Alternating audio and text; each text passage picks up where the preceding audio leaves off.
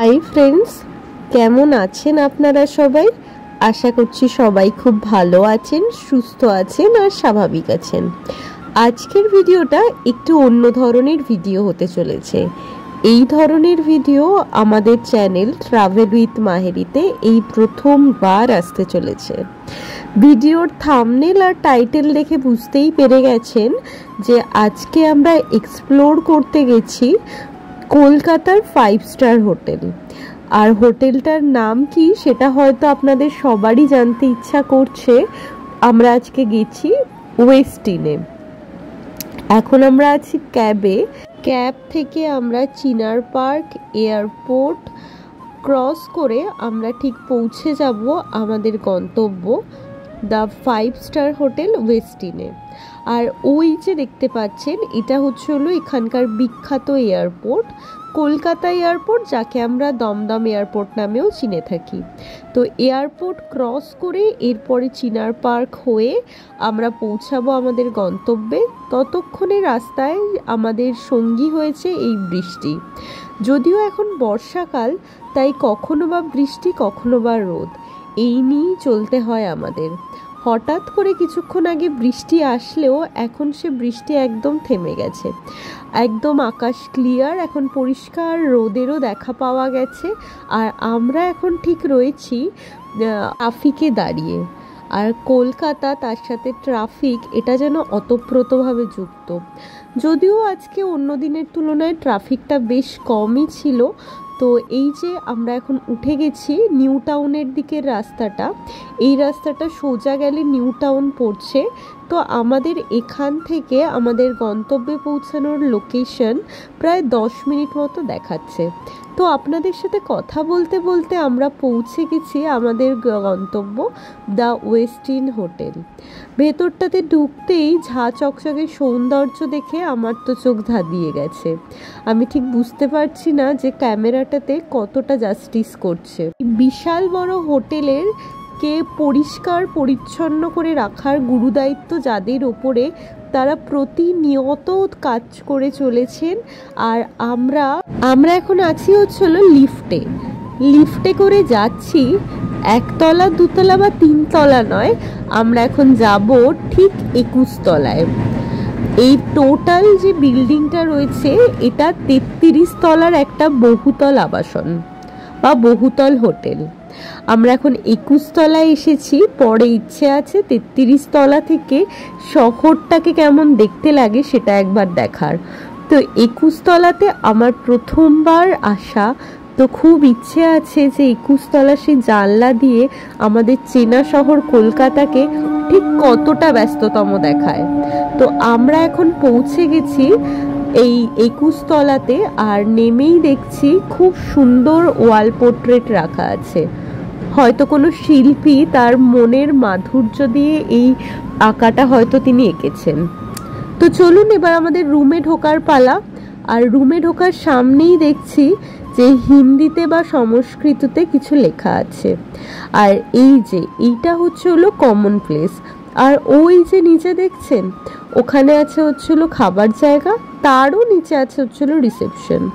আর এই বহুতল আবাসনে রয়েছে হলো 6 থেকে 8টা মতো লিফট। তো চলুন এখন রুমে ঢোকা যাক। আর এখন রুমে ঢুকবো বলে আমরা এখন যে কিটা রয়েছে সেই কিটা দিয়ে আমরা এখন রুমে ঢুকবো। আর এইটা তো আগেই দেখিয়েছি, এটা রুমের সামনেটা থেকে ফ্ল্যাটের যে ভিউটা হয় সেরকম টাইপের এই জায়গাটা লাগছে। আর দেখতেই পাচ্ছেন আমাদের এখন রুমের চাবি খোলা হয়ে গেছে। এখানে কিন্তু চাবি মানে হলো ওই কার্ড সিস্টেম কিগুলো এখানে আছে। আর যার জন্য এতক্ষণের প্রতীক্ষা, সেই 21 তলা বিল্ডিংয়ের ওপর থেকে আমাদের চেনা শহর কলকাতাকে ঠিক কতটা ব্যস্ততম লাগে সেটারই দেখার সুযোগ পেলাম এতক্ষণে। এই হয়তো প্রথমবার এত উঁচু থেকে আমাদের চেনা শহর কলকাতাকে দেখার এক অনুভূতি, সে যেন এক আলাদাই অনুভূতি। আর সামনে কাজ করার জন্য সুন্দর একটা ডেস্কও রয়েছে। একবার রুমটা আপনাদেরকে ঘুরিয়ে দেখাই, পরে ইন ডিটেলিংয়ে আপনাদেরকে রুম ট্যুরটা একবার দিয়ে দেব। সামনে সুন্দর একটা টেবিলও রয়েছে, সাজানো গোছানো রুম যেমন হয় আর কি 5 স্টার হোটেল। রুমের ঠিক পিছনে বা বেডের ঠিক পিছনে রয়েছে সুন্দর একজন শিল্পীর হাতের কারুকলা। আর এটা হচ্ছিল আমাদের বাথিং সেকশন। এখানে রয়েছে জাকুজি বা বাথটবও বলতে পারেন। এখানে বাথটব রয়েছে সুন্দর একটা। আর সত্যি বলতে গেলে এতটা পরিষ্কার যে কি বলবো।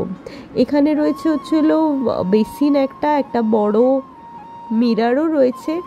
আর কথা বলতে বলতে আমার ঠিক বারবার করেই আসতে ইচ্ছা করছে এই জানলাটার সামনে। এই একদিনের ঠিকানায় এই জায়গাটা ছিল আমার সব থেকে প্রিয় জায়গা। এখানে বসে বাইরের ভিউ এনজয় করার জন্য একটা সুন্দর টেবিলেরও এখানে বন্দোবস্ত ছিল। আর এখান থেকে দেখুন বাড়িগুলোকে কত ছোট মনে হচ্ছে। তো চলুন এরপর একবার রুমের ভেতরটা দেখিয়ে নিয়ে আপনাদেরকে একবার রুম ট্যুরটাও দিয়ে দেব। আর সামনে চলছে হচ্ছিল টিভি। যদিও আজকে টিভি দেখার প্রতি খুব একটা কারোর আগ্রহ নেই। যদি চোখের সামনে যেখানে কিনা কলকাতা শহরকে এত সুন্দরভাবে দেখা যায় তার যদি ব্যবস্থা থাকে, কারই বা বলুন টিভি দেখতে ইচ্ছে করে। তো এরপরে আপনাদেরকে একবার দেখাই। এই যে রুম থেকে ভেতরে ঢুকেই আমার ডান দিকে পড়ছে একটা বিরাট বড় আয়না। সেই আয়না থেকে আয়নাটাকে পেছনে ফিরে আমরা যখন আরেকটু এগিয়ে গেলাম, সামনে দেখলাম একটা সুন্দর টেবিল রয়েছে সাজানো গোছানো। তাতে ফার্স্টের দুটো ওয়ার্ড্রপও রয়েছে। ফার্স্টেই যেটা দেখাবো সেটা হচ্ছিল এখানে চা করার সরঞ্জাম রয়েছে, ওয়েস্টিন লেখা দুটো জলের বোতল রয়েছে, একটি ইলেকট্রিক কেটলি রয়েছে, কিছুটা চা পাতা রয়েছে, কিছুটা কফি রয়েছে, মিল্ক রয়েছে, সুগার রয়েছে, আর দুটো চা খাওয়ার জন্য কাপও রয়েছে। এবার নিচের দিকটা খোলা যাক। এখানে রয়েছে হলো ফ্রিজ।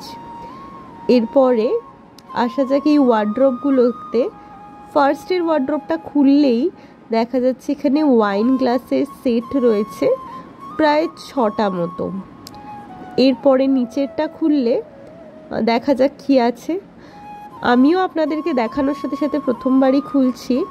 এই দুটো রয়েছে হচ্ছিল ফাঁকা ওয়ার্ড্রপ। আর এই দিকের যেটা রয়েছে এই ড্রয়ারটাতে রয়েছে হচ্ছিল লকার।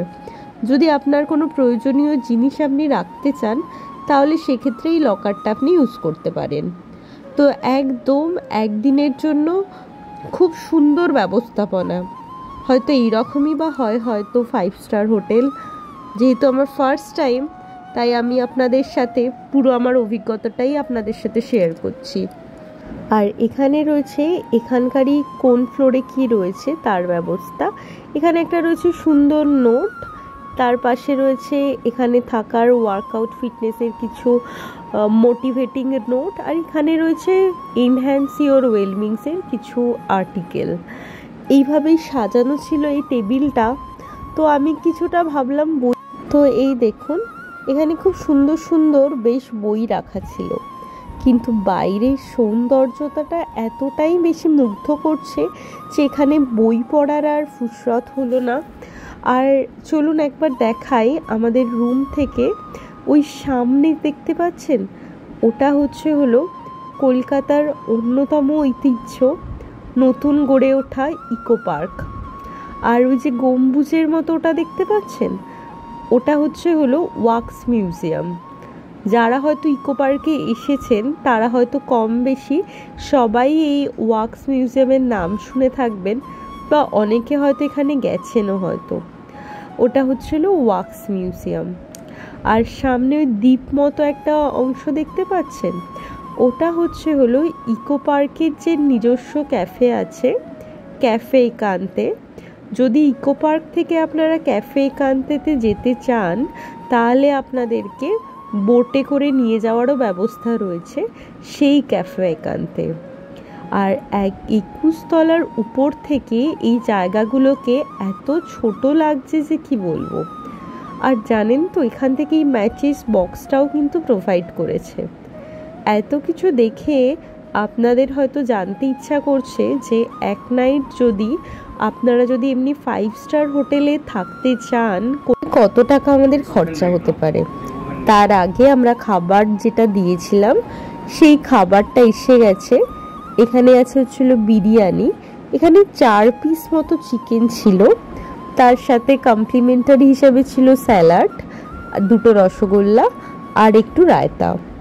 এই ছিল আমাদের লাঞ্চ, যেটার প্রাইস পড়েছে আমাদের, সাথে একটু পাঁপড়ও ছিল, যেটার প্রাইস পড়েছে আমাদের 1003।